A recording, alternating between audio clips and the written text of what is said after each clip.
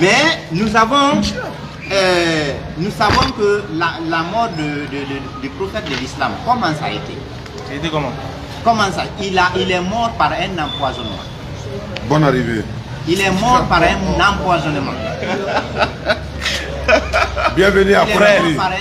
Ça là, c'est comme on appelle ça, c'est Russophone qui t'a donné ce genre d'argument. Non.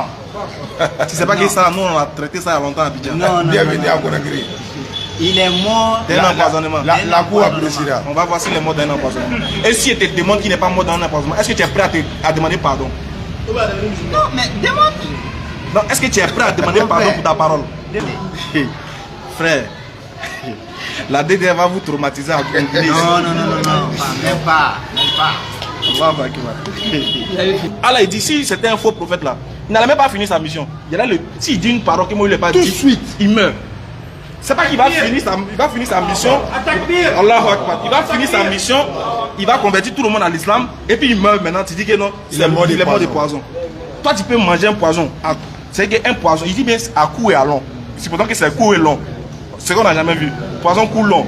Toi tu manges poison court long qui est spécialement pour toi pour que tu meurs. Et puis tu vis 5 ans après. On peut te dire que c'est le poison qui t'a tué. Et jusqu'à ce qu'Allah même ça va lui dire aujourd'hui, j'ai parachevé pour vous votre religion et j'agrée l'islam comme religion pour vous. Car ta mission est terminée. Dieu même dit que ta mission est terminée. Toi tu nous dis que c'est le poison qui l'a tué. Donc quand Mohamed a déclaré... Il n'y a pas donc, il n'a jamais dit que c'est le poison. Toujours Ismaël Aka et son maître Diané dans leur stratagème. Nos frères chrétiens en face d'eux que je salue ont affirmé que le prophète est mort d'un empoisonnement. C'est alors qu'Ismaël Aka réplique en disant que si jamais il démontre que le prophète n'est pas mort d'un empoisonnement, est-ce que l'un des frères est prêt à demander pardon pour ses propos? Bon, on ne cesse de se demander quel enseignement Ismaël Aka a reçu quand il s'est converti à l'islam. Parce que là, c'est osé de sa part. Dire que le prophète n'est pas mort du poison, alors que le prophète lui-même témoigne à quelques instants de sa mort, rapporté dans plusieurs recueils de sa sunna, que c'est le poison qu'il a mangé après la bataille de Khaybar qui est en train de mettre fin à sa vie en déchirant son aorte. Alors pourquoi le prophète a été empoisonné après la bataille de Khaybar? En effet, Khaybar était une oasis très riche habitée par les Juifs. Et Muhammad dans sa dawa appelait ces Juifs à se convertir à l'islam en vain.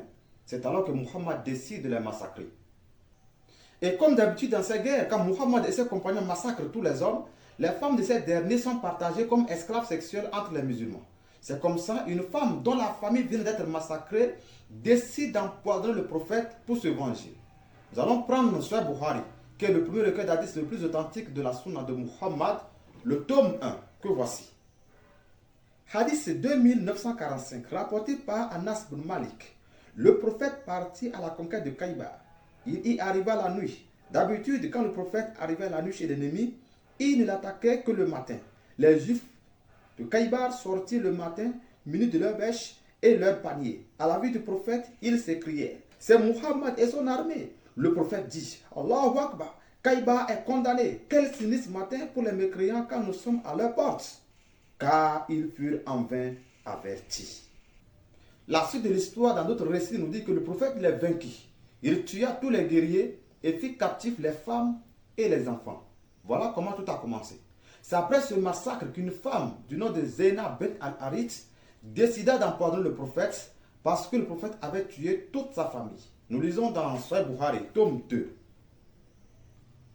Hadith 2617, rapporté par Anas bin Malik. Une juive apporta au prophète de la viande de mouton empoisonnée. Il en mangea. En convoquant la femme, elle reconnut le fait. Nous ordonnes-tu de la tuer, lui demanda-t-on. Non, répondit le prophète. D'abord, notez ici que le prophète, dans un premier temps, a laissé la femme en vie. Mais par la suite, quand il a su que l'affaire de ce poison est sérieux, une loi d'Italion selon laquelle celui qui donne à manger ou à boire du poison à quelqu'un et le tue sera tué par la loi d'Italion. On va voir cela dans la suite. Je continue la lecture. Anas dit: je n'ai cessé de remarquer l'effet du poison sur la luette et sur tous les organes de la bouche du prophète. Nous allons lire l'explication du hadith 4428 du tome 3 de Sahih Bukhari pour plus de précision sur la nature de ce poison. Après la conquête de Khaybar, Zainab bint al-Harith, une juive, offrit au prophète du gigot de mouton empoisonné. Anas dit: je n'ai cessé de remarquer l'effet du poison sur la luette et sur tous les organes de la bouche du prophète. Certains disent que l'empoisonnement fut à la cernique, produit qui était de pratique chez les Juifs à cette époque. Ce poison pouvait rester collé près du cœur sans que le corps humain puisse l'éliminer naturellement. Donc ce poison pouvait tuer facilement certaines personnes, comme il pouvait se coller près du cœur pour d'autres, comme ce fut le cas de Bishr, le compagnon de Muhammad qui a mangé le mouton empoisonné avec lui. La sunna nous dit que Bishr est mort tôt. Mais quant au prophète, Anas dit, je n'ai cessé de remarquer l'effet du poison sur la luette et sur tous les organes de la bouche du prophète. Ça veut dire que quand même le prophète n'est pas mort tôt, le poison le rongeait progressivement et on pouvait voir l'effet de ce poison sur sa bouche. Alors, est-ce que c'est ce poison qui a finalement tué le prophète? C'est là la grande question. Nous allons lire plusieurs recueils de récits sur les derniers mots du prophète lui-même concernant ce qui est en train de mettre fin à sa vie, et vous verrez que ces gens de DDR et consorts n'ont aucune connaissance sur l'islam. On commence par Ibn Ishaq, tome 2, que voici. L'affaire de la brebis empoisonnée. Lorsque l'envoyé d'Allah a tout réglé, Zainab bint al-Harith, la femme de Salam bin Mishkam, lui fit cadeau d'une brebis grillée. Elle s'était informée auparavant sur la partie de la brebis que l'envoyé d'Allah aimait le plus, et on lui dit que c'est le bras. Alors, elle y mit beaucoup de poison tout en emportant le reste de la brebis. Elle l'apporta, et quand elle l'a mis entre les mains de l'envoyé d'Allah, il prit le bras de la brebis. Il en mâcha un morceau qu'il ne trouva pas facile à avaler. Avec lui se trouva Bishr bin al-Bara bin Marouf, qui en a pris comme l'envoyé d'Allah, mais il l'avala. Quant à l'envoyé d'Allah, il rejeta le morceau qu'il avait pris et dit, « Ce os m'informe qu'il est empoisonné. » Il appela Zainab bin al-Harith et la questionna. Elle avoua et lui dit, « Qu'est-ce qui t'a amené à faire cela ?» Elle répondit, « Tu as fait contre mon peuple ce qui n'est pas caché à toi. » Alors je me suis dit, s'il était un roi, je me serais débarrassé de lui. Et s'il était un prophète, il serait averti. L'envoyé d'Allah passa outre à la croire. Ah oui, autrement dit, le prophète n'a pas tenu compte de ce qu'elle dit. Je lis la suite. Quant à Bishr, il mourut par suite de ce qu'il avait mangé. Ibn Ishaq dit, Marwan bin Ousmane bin Abu Saïd m'a rapporté que l'envoyé d'Allah dit, durant la maladie qui aboutit à sa mort, lorsque Bishr, la fille d'Al-Bara bin Marour, vint le visiter. Oh, Bishr, maintenant, je sens que ma grande artère est coupée par suite de la nourriture que j'ai mangée avec ton frère à Kaïbar. C'est pourquoi les musulmans considèrent que l'envoyé d'Allah fut mort comme martyr. Les vrais musulmans considèrent que le prophète est mort martyr parce que le prophète les a dit que celui qui meurt d'un poison est un martyr. Aucun vrai musulman ne me dira le contraire, en dehors de la DDR et consorts qui sont juste des innovateurs. Alors, on revient un peu dans le texte avant de continuer avec d'autres sources authentiques de la sunna de Muhammad. Quand le prophète a mis le morceau de viande dans la bouche, c'est après avoir senti le dégoût qu'il a dit « La viande vient de m'informer qu'elle est empoisonnée ». Sinon, tenez-vous tranquille, dans d'autres récits, comme celui rapporté par Ibn Sa'd, son compagnon Bishr a dit « J'ai senti le dégoût avant toi, ô prophète. Et quand tu as mâché ce qui est dans ta bouche, je n'ai pas aimé sauver ma vie après la tienne. Et j'ai aussi pensé que s'il y avait un problème, tu n'allais pas manger. » Là, Bishr avait raison, parce qu'il est à côté d'un prophète après tout. Pourquoi Allah ne l'a pas averti tôt et a laissé Bishr avaler de grandes quantités qui l'ont tué? C'est ça qu'on appelle dans le langage courant médecin après la mort.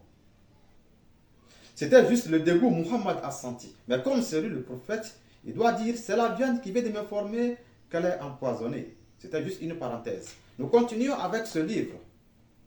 Le prophète de l'islam, sa vie, son œuvre, par Muhammad Hamidullah. Certains auteurs rapportent que dans ces derniers jours, le prophète disait qu'il mourrait du poison qu'une femme lui avait fait prendre lors de la conquête de Khaybar. Rappelons que le prophète avait découvert le fait et rejeté le morceau de viande qu'il mâchait, et qu'un autre musulman qui avait avalé un autre morceau de cette viande mourut sur le champ. Muhammad disait dans sa maladie: j'ai souffert de ce poison de temps en temps, et maintenant il a brisé mon aorte. J'espère que c'est clair pour tous les musulmans qui m'écrivent souvent sur WhatsApp avec des propos injurieux. Je vous demande simplement de noter les références. Nous allons continuer dans la chronique de Tabari. Page 552. Il y avait à Fadak une femme juive nommée Zainab, fille de Harith. Elle avait été l'épouse de Salam, fils de Mishkam, ce chef de Banu Nadir qui avait été tué. Lorsque le prophète vint à Fadak, elle lui envoya une brebis rôtie dont la chair était empoisonnée.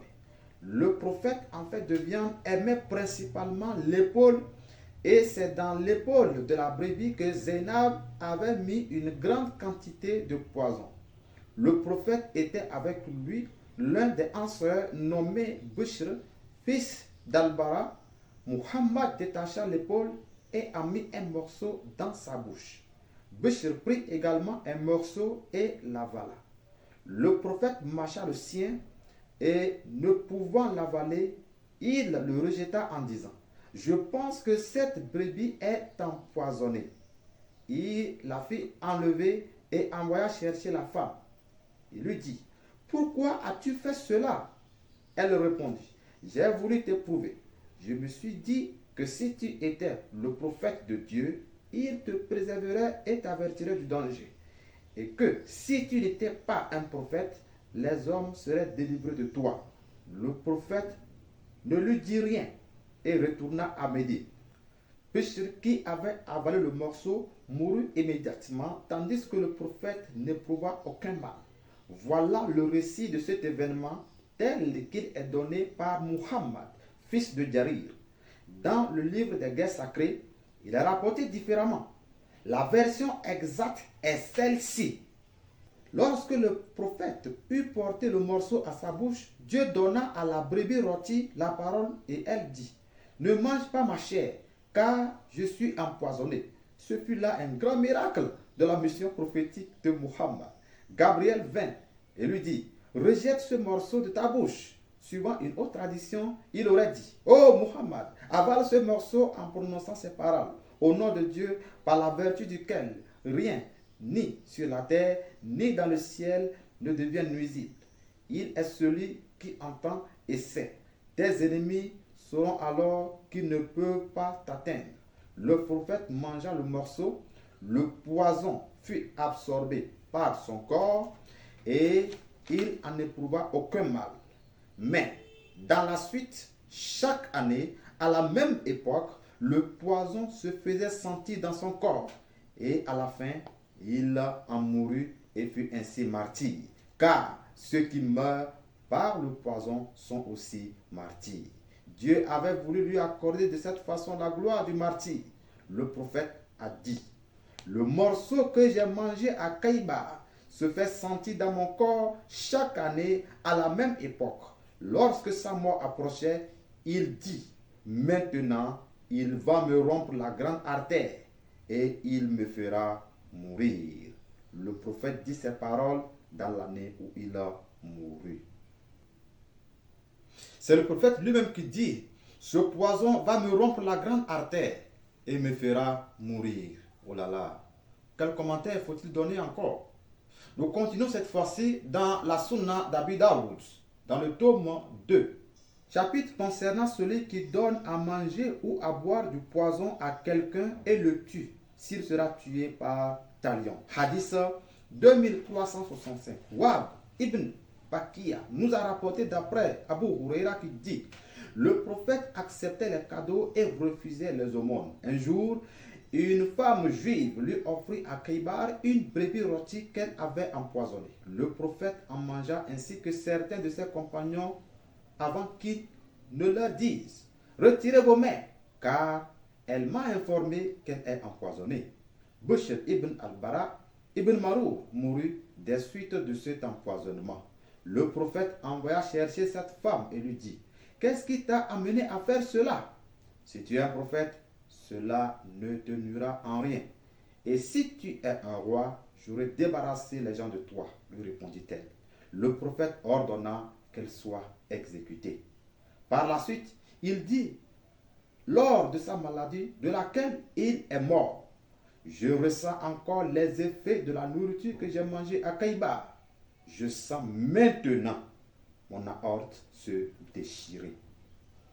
Bon et authentique. L'hadith est bon et authentique. C'est dans le Sahih d'Abi Daoud. Nous allons lire l'hadith suivant et vous allez voir clair. Hadith 2366.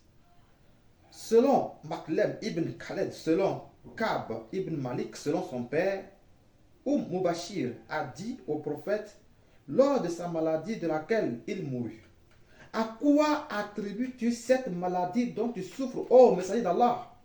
Moi je pense que la mort de mon fils est due à la brebis empoisonnée qu'il a mangée avec toi à Kaïba. Le prophète lui répondit: et moi aussi, je pense, c'est la cause de ma maladie. Je sens maintenant mon aorte se déchirer. Hadith à la chaîne de transmission authentique.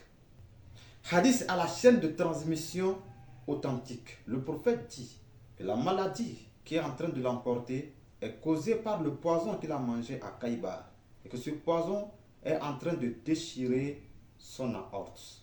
Cela est enseigné par certains imams, même dans les mosquées, comme celui-ci. Suivant. Alayhi afdalu salatu wa askat taslim, allant 10 de l'Hégire, est décédé.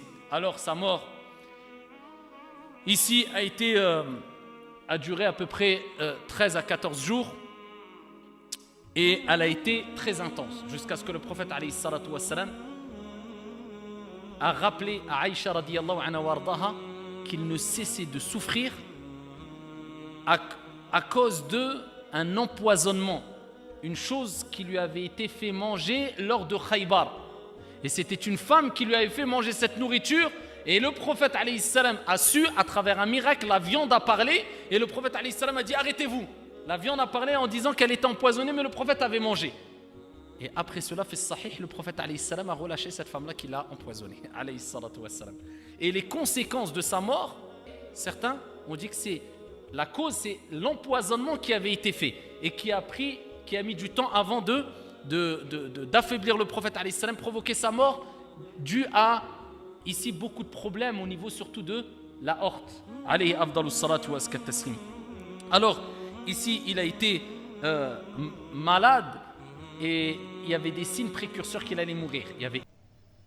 Vous voyez avec moi que ces gens de DDR et consorts n'ont aucune connaissance de l'islam en dehors du mensonge que Abdul Mahdi les a transmis sur la Bible. Le prophète dit que c'est le poison qui est en train de mettre fin à sa vie. C'est Malaka dit non, le prophète n'a jamais dit cela.